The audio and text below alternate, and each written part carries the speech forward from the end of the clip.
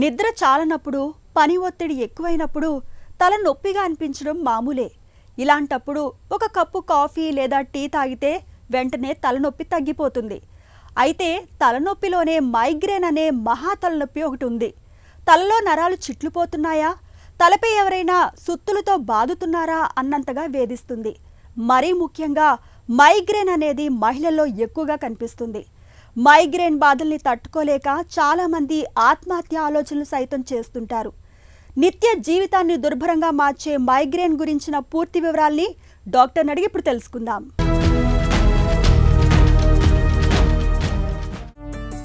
Migraine అంటే ఏంటి? ఎన్ని రకాలుగా ఉంటుంది?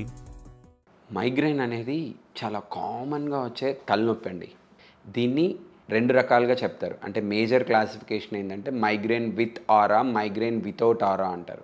అంటే మైగ్రేన్ వచ్చే ముందు కొన్ని లక్షణాలు కనపడతాయి. కంటి ముందు రంగులు రంగులుగా కనపడటం కానీ, కళ్ళు బూజర్గా కనపడటం కానీ, కొద్దిగా మనిషి కొద్దిగా ఒకవైపు తిమ్మిరిగా అనిపించడం కానీ, ఇవన్నీ ఏంటంటే తలనొప్పి వచ్చే ముందు వచ్చే వార్నింగ్ సిగ్నల్స్ అనమాట. మైగ్రేన్ విత్ ఆరా అంటారు, మైగ్రేన్ వితౌట్ ఆరా అంటారు అనమాట. ఈ రెండు తెలుసుకోవటం ఎందుకు ఇంపార్టెంట్ అంటే, మైగ్రేన్ విత్ ఆరా ఉన్నోళ్ళు ఏంటంటే ఫస్ట్ అండ్ ఫార్మోస్ట్ కళ్ళు కొద్దిగా బూజర్గా అనిపించడం, కళ్ళు రెండుగా కనపడటం, ఇలా వచ్చిన తర్వాత then they start having headache అనమాట. దీన్ని ఏమని చెప్పచ్చు అంటే ప్రోడ్రోమ్ సిమ్టమ్స్ ఉంటాయి, ఆరా ఉంటుంది, క్లినికల్ అటాక్ అంటారనమాట. హెడేక్ ఉంటుంది. హెడేక్ వచ్చిన తర్వాత మళ్ళీ పోస్ట్ రోమ్ అంటారనమాట. ఇట్లా 4 స్టేజెస్లో ఉంటుంది అనమాట. అదే మైగ్రేన్ వితౌట్ ఆరా వాళ్ళకి ఏంటంటే అసలు ఈ ప్రిలిమినరీ సిమ్టమ్స్ ఏమి ఉండవు. దీన్ని యూజువల్గా ఏంటంటే మైగ్రేన్ 4 గంటల నుంచి 72 అవర్స్, 4 అవర్స్ టు 72 అవర్స్ వరకు ఈ సిమ్టమ్ వచ్చే ఛాన్స్ ఉంటుంది. అంటే ఆ హెడేక్ సివియారిటీ ఉంటుంది. వన్ సైడ్ థ్రాబింగ్ హెడేక్, బాగా పిండేసినట్టు ఉంటాం, ఒకవైపు అంతా దిమ్ముగా అనిపించడం, ఇదంతా ఉంటుంది. దాంతోపాటు ఫోటో సెన్సిటివిటీ, ఫోనో సెన్సిటివిటీ, అంటే కొద్దిగా సౌండ్స్ వచ్చినా అలర్జీగా ఉండటం, కొద్దిగా లైటింగ్ కలర్లో ఉన్న ఇబ్బందిగా అనిపించటం. చాలామంది ఈ సాఫ్ట్వేర్ ఎంప్లాయీస్ ఏంటంటే స్క్రీన్ టైం ఎక్కువ పెట్టుకున్న తర్వాత ఈవినింగ్కి I'm having severe headache sir అంటారు. That is because they are very light sensitive. Migraine ఉన్న పేషెంట్స్కి ఇది చాలా కామన్గా వస్తూ ఉంటుంది అనమాట. మైగ్రేన్ ఎందుకు వస్తుంది? కారణాలేంటి? మైగ్రేన్ ఎందుకు వస్తుంది అనే దానికి స్ట్రైట్ ఫార్వర్డ్ రీజన్ ఏమి ఉండదండి. అంటే పలాని కారణం వల్ల మైగ్రేన్ వస్తుందని అయితే లేదు. ఎక్కువ reproductive female group 20 to 40 years ఉన్న ఫీమేల్స్లో చాలా ఎక్కువగా ఉంటుంది అనమాట మైగ్రేన్ అటాక్స్. దీనికి there are multiple factors, genetic factors, environmental factors, then coming to hormonal influence in females అనమాట.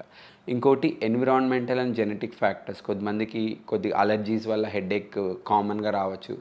కొద్దిమందికి జెనెటికలీ అంటే ఫెమిలియల్ మైగ్రేన్స్ కూడా కొన్ని ఉన్నాయి. ఫెమిలియల్ హెమిప్లీజిక్ మైగ్రేన్స్ అంటారు. ఇటువంటివి ఏంటంటే తలనొప్పితో పాటు ఒకవైపు కాలు చేయి కొద్దిగా వీక్గా అనిపించడం కొద్దిసేపు, ఇవన్నీ జరుగుతూ ఉంటాయన్నమాట. మహిళల్లో మైగ్రేన్ ఎందుకు ఎక్కువ? మహిళల్లో మైగ్రేన్ చాలా కామన్గా రావడానికి ముఖ్య కారణం ఏంటంటే హార్మోనల్ ఇంబ్యాలెన్స్. కొంతమందికి ఏంటంటే ఆ మెన్స్ట్రుయేషన్ టైంలో ఫస్ట్ 3 డేస్ అంటే మెన్సెస్ అయ్యే 2-3 డేస్ ముందు నుంచి 2-3 డేస్ తర్వాత వరకు హెడేక్ ఎందుకు వస్తుందంటే ఈస్ట్రోజన్ లెవెల్స్ కొద్దిగా తక్కువ ఉండటం వల్ల they are prone for more migraine attacks అనమాట. అదే వెన్ కంపేర్ టు ప్రెగ్నెన్సీలో ఏంటంటే ఈస్ట్రోజన్ కొద్దిగా ఆప్టిమమ్గా మెయింటైన్ అవుతుంది కాబట్టి రిస్క్ ఆఫ్ మైగ్రేన్ కొద్దిగా తగ్గుతుంది. అదే పోస్ట్ మెనోపాజల్ ఉమెన్లో నేను చాలామందికి చెప్తా ఉంటాను, మీకు వయసు పెరిగే కొద్దీ మైగ్రేన్ తగ్గచ్చు అని. యాక్చువల్గా అది బ్లాంక్ స్టేట్మెంట్ కాదు, అంటే ఏదో ఊరికే చెప్పిన స్టేట్మెంట్ కాదు. మెనోపాజల్ ఉమెన్ అంటే మెనోపాజ్కు రీచ్ అయ్యే టైంలో ఈ మైగ్రేన్ వచ్చే రిస్క్ చాలా తక్కువ ఉంటుంది. ఎందుకంటే because of the estrogen levels are being maintain in optimum level and ఆ ఫ్రీక్వెన్సీ ఆఫ్ అటాక్స్ చాలా తక్కువగా ఉంటాయన్నమాట. అండ్ ఎన్విరాన్మెంటల్ ఫ్యాక్టర్స్ ఇవన్నీ కూడా ఫీమేల్స్లో ఓవరాల్గా మైగ్రేన్ రిస్క్ ఎక్కువగా ఉంటుంది అన్నమాట. మైగ్రేన్తో తీవ్రస్థాయి సమస్యలు ఏమైనా ఎదురవుతాయా? లైఫ్ థ్రెటనింగ్ కాంప్లికేషన్స్ మైగ్రేన్లో యూజువలీ రేర్. మైగ్రేన్ పేషెంట్స్లో లైఫ్ థ్రెటనింగ్ కాంప్లికేషన్స్ మేము చూసినవి ఏంటంటే కొద్దిమంది ఫిమేల్స్ ఏంటంటే హార్మోనల్ కాంట్రాసెప్టివ్ పిల్స్ మీద ఉంటారు. ఇటువంటి హార్మోనల్ కాంట్రాసెప్టివ్ పిల్స్ మీద ఉన్న వాళ్ళు, ఆల్రెడీ మైగ్రేన్ ఉన్న వాళ్ళు కొద్దిగా ఈ సెకండరీ హెడేక్స్ వచ్చే ఛాన్సెస్ చాలా ఎక్కువ ఉంటాయి. అప్పుడు ఎక్కువ కాంప్లికేషన్స్ వచ్చే ఛాన్స్ ఉంటుంది. కానీ అదర్వైజ్ యాజ్ సచ్ స్ట్రైట్ అవే మైగ్రేన్ ఏమి భయంకరమైన జబ్బు కాదు, మనం అంత టెన్షన్ పడిపోయి ఆలోచించాల్సిన విషయం కాదు. కొన్ని డేటాస్ ప్రకారం, కొన్ని స్టడీస్ ప్రకారం ఏంటంటే ఈ మైగ్రేన్ విత్ ఆరా నేను ఇందాక డిస్కస్ చేసినట్టు మైగ్రేన్ విత్ ఆరా ఉన్న పేషెంట్స్లో కొద్దిగా స్ట్రోక్ రిస్క్ ఎక్కువగా ఉంటుంది. అంటే ఇస్కెమిక్ స్ట్రోక్ వచ్చే రిస్క్ చాలా ఎక్కువ ఉంటుంది. ఇంకోటి కొన్ని డ్రగ్స్ మనం మైగ్రేన్కి యూజ్ చేసే వాటి వల్ల వచ్చే సైడ్ ఎఫెక్ట్స్ వల్ల కొద్దిగా ఈ స్ట్రోక్స్ వచ్చే రిస్క్ కొన్ని స్టడీస్లో ప్రూవ్ అయిందనమాట. మందులతో మైగ్రేన్ తగ్గుతుందా? చికిత్స ఎలా ఉంటుంది? మైగ్రేన్లో ట్రీట్మెంట్ 2 రకాలు ఉంటుంది. One is acute treatment of migraine, అంటే సివియర్ హెడేక్ వచ్చినప్పుడు ఏ మందులు వాడాలి, ఎటువంటి మందులు వాడాలి, ఎవరికి ఎంత డోస్ ఆఫ్ మెడిసిన్స్ వాడాలనేది డిఫరెంట్గా ఉంటుంది అనమాట. కొంతమందికి సింపుల్ పారాసెటమాల్తో తగ్గుతుంది, కొంతమందికి సెకండ్ లెవెల్ ఆఫ్ ఎన్ఎస్ఐడ్స్ అంటారు, నాప్రాక్సిన్ సోడియం కానీ ఇబుప్రోఫెన్ కానీ ఇటువంటివి ఇస్తూ ఉంటాం.